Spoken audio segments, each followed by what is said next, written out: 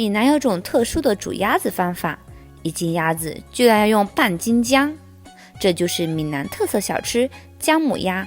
有人说泉州的好吃，有人说厦门的好吃，要我说啊，我做的最好吃，快来跟我学做吧。鸭子呢，要买番鸭，要买年纪比较小的，老了肉质太硬不好吃。加入少许淀粉清洗鸭子，这样不但能去除血水，也能去除鸭子的腥味。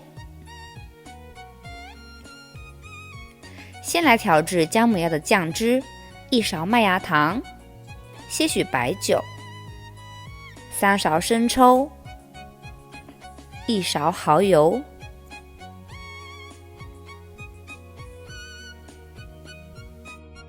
，1勺芝麻油，1小勺糖，然后加入半碗水，搅拌均匀备用。接下来要准备姜片，要用老姜哦，1斤鸭子要配半斤姜片。在锅中倒入食用油及些许芝麻油，将切好的姜片放入锅中，开大火将姜片煎至香脆，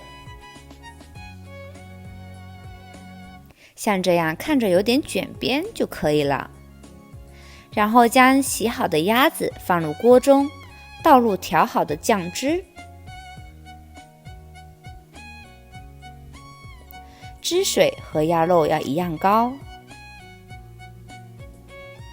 盖上锅盖，开中小火慢煮，每隔5分钟将鸭块翻个身，继续煮。